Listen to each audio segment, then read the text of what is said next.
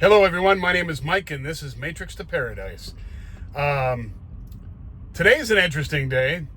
So I'm down here in Texas. I'm in a place called Wilmer, Texas, and this is one of Creek Carrier's terminals down here. That's why you see all these red and blue Creek trucks here. And they're actually building more parking space over there for some, I don't know exactly what they're going to use it for, but probably more storage of trailers and rig, tractors over there. So anyway, there's the garage over there, and then the main building over there on the other side. But anyway, so I'm here in Wilmer, Texas. I just got done this morning dropping off the load that I had coming to Sanger, Texas.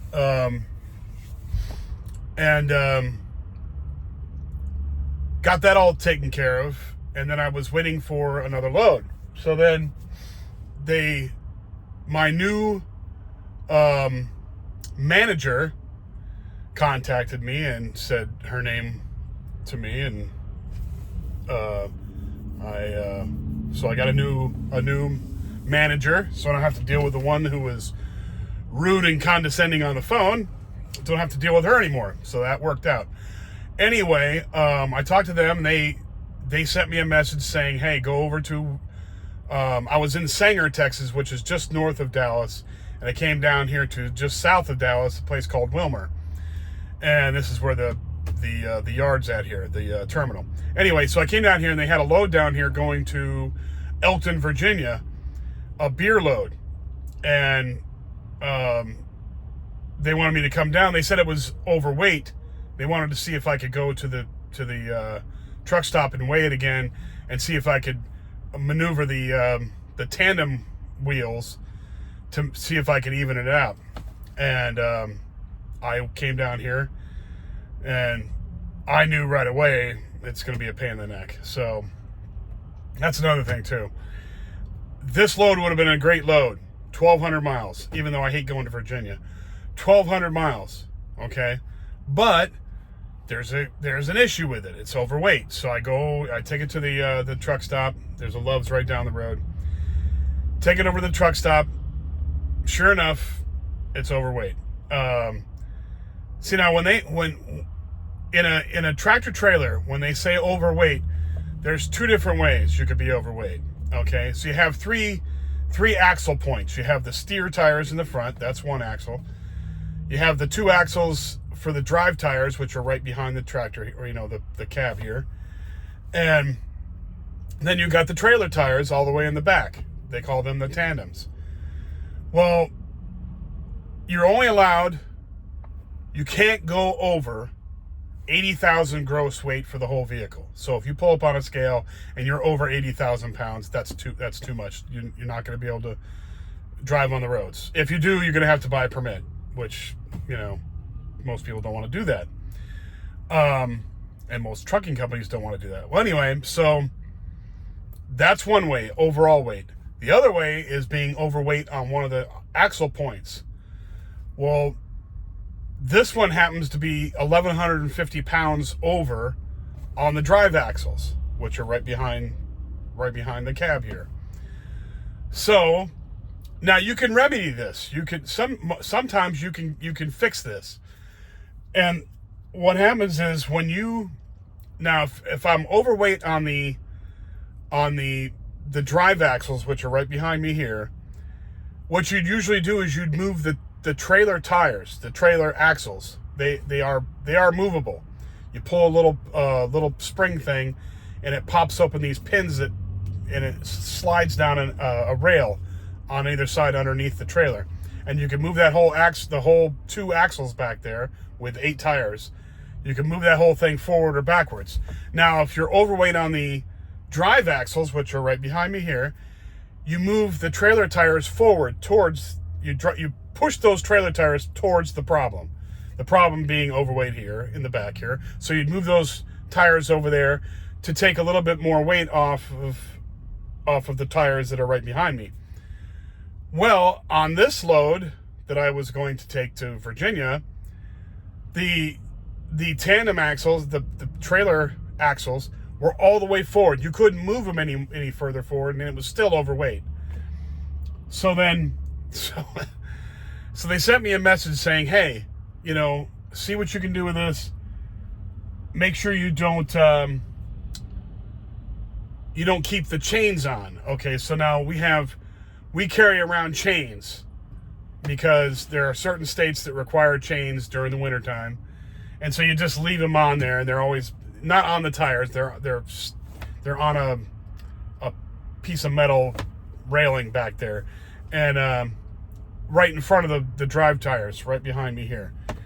And those chains are heavy, but they're not 1,150 pounds. So I was at 35,120 on the drive tires. If I took those chains off and just put them on the ground or left them at the terminal here, they still wouldn't equal up to 1,150 pounds. Okay, it's not that much weight. What happened here is this guy went and picked up this beer load somewhere, and he didn't go get weighed right away, or something happened. He should have taken this back to the beer distributor and had them rework the load, take some off or rework it in the back somehow so he could make it of weight. So, because I'm not taking this load, because it's a $300 or $400 fine, depending on how heavy it is.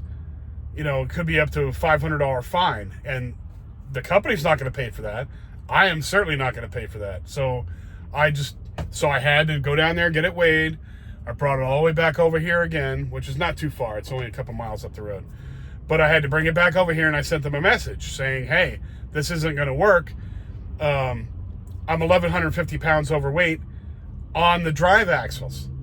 And the tandem axles are moved all the way forward, so I have no room to help try and fix it. There's no room. They're all the way forward. So it's not going to work. There's no way. The chains don't weigh 1,150 pounds. So that won't alleviate it. If you're 1 pound over, I don't care. If on the drive axles, you can only have 12,000. I mean, on the steer axles, the steer one in the front, you can only have 12,000 pounds up front. On the two axles, on the drives, and on the tandems in the back, you can only have 34,000 on either one of those. If it's 34,000 and 1 pound, they will fine you. And I'm not taking the chance of driving through a scale and getting busted for being overweight when they already know it's overweight. So they told me before I even came and got this load. So I detached from that load, left it here, down right over here, like over there, came back and hooked back up to the old empty that I had, because I'm going to be sitting here waiting for them to figure out what they're going to do here. And then I need an empty. So I came back and got my old empty. So you got to be smart like that, and because somebody will come and steal your empty, and then you're screwed.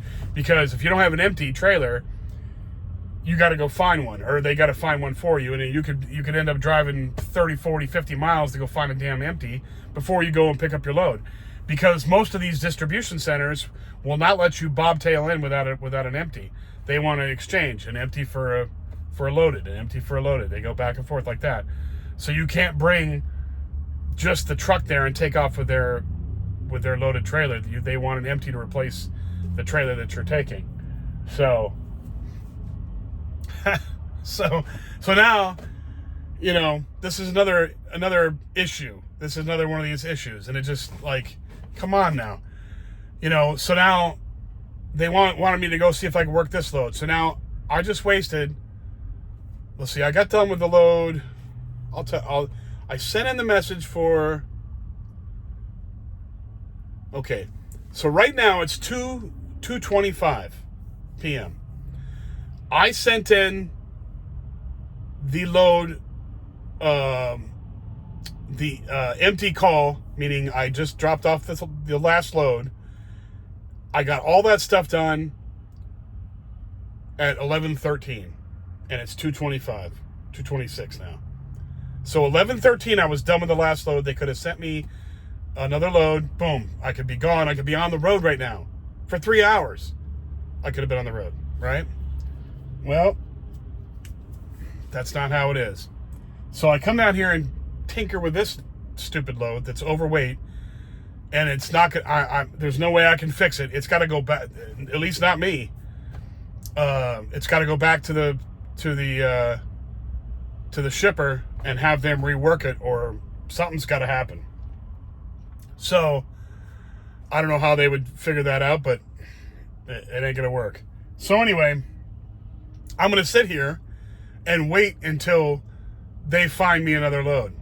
That's what's gonna happen. And I'll probably end up sleeping overnight here because they won't. I mean, this is just this kind of crap happens a lot, you know, and it is what it is. But you know, it's not necessarily Crete's fault. I don't blame them all for it, but I mean, you know, it's part of it's the economy, and there's not not as many loads as there were.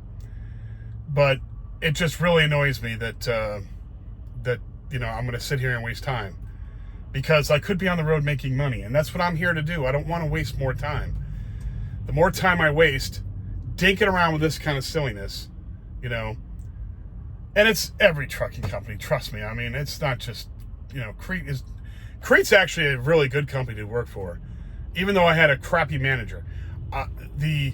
This company is really good. They don't mess with you. They don't you know, send you too many nasty grams, you know, and all this on the tablet, you know.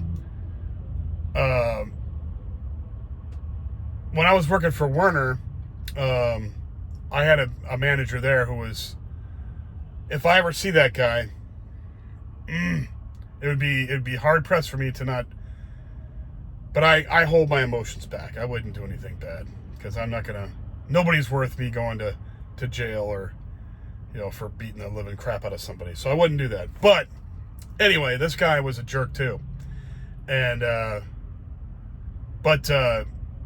they kept sending me messages like, "Why aren't you rolling?" And I'm like, "What?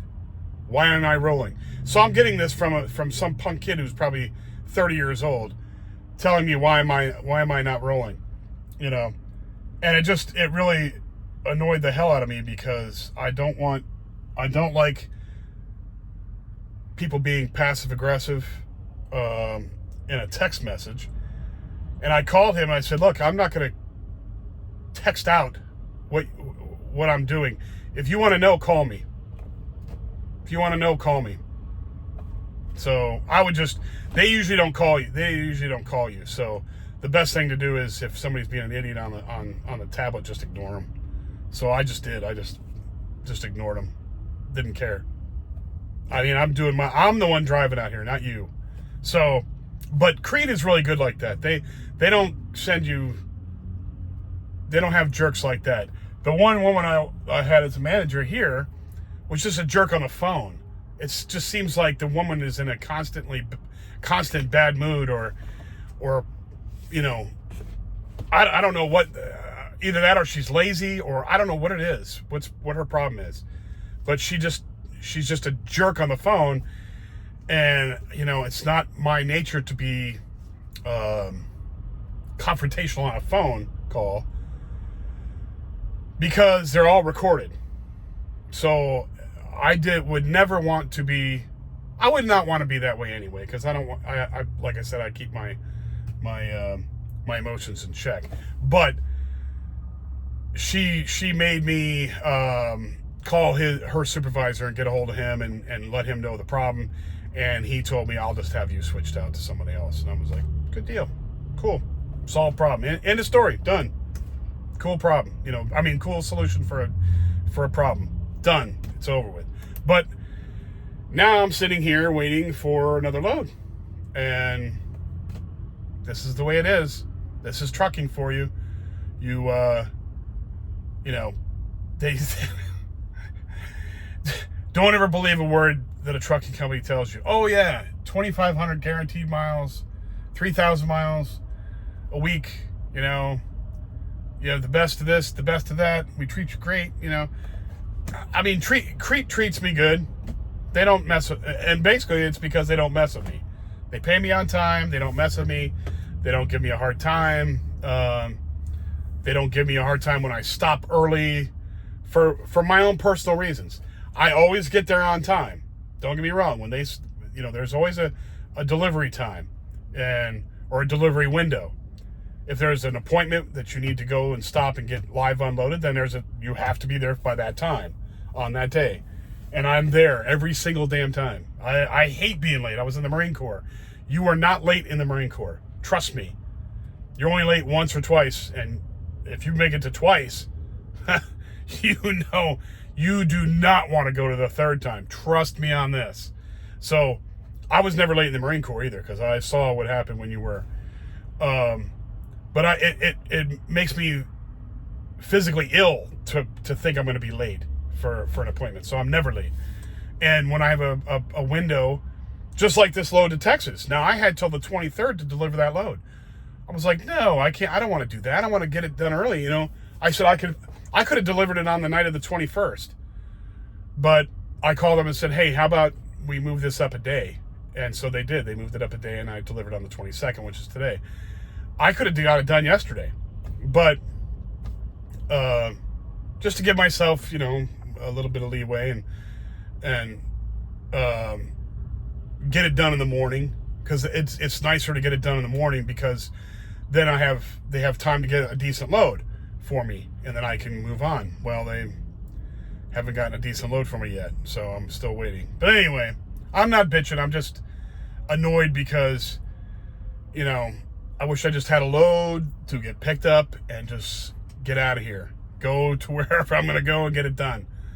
But I have to wait. Anyway, just me talking about trucking again. And like I say, it's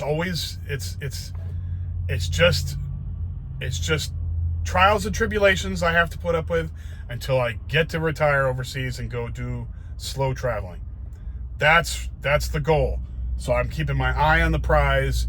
And these are just hurdles that I have to jump to get to that prize. That's all it is. Power of positive thinking. Anyway, thank you all for watching my videos. If you like, please hit the like button. If you like the videos, please hit the subscribe button. Also, it helps out so much when people subscribe and like the videos. It gets it spread. Gets my channel spread to other people, and it just makes it so much better and helps me out a lot. Share it with people you might think might like my content, and I'd appreciate that very much. I will come back with more soon, and I wish everybody the best, and thank you very much again, and I'll talk to you soon. Bye now.